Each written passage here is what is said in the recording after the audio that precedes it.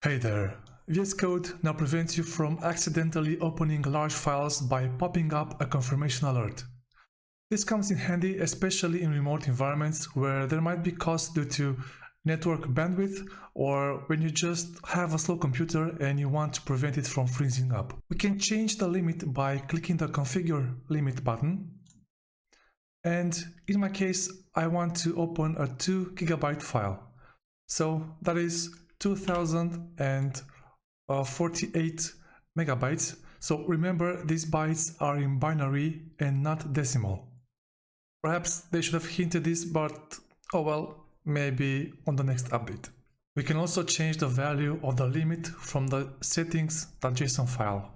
To open the file, press down Ctrl-Shift-P and type in settings and click on the open user settings JSON. And here the setting is workbench.editor large file confirmation, and by default is set to 1 GB, but let's switch it up to 2 GB. Now let's try again and open the file. Open it with hex editor because it's a binary file, and yeah, as you can see, we no longer have the open large files confirmation alert. Alright guys, that was it. I hope you enjoyed the video. Stick around this channel for more similar zero-cost content.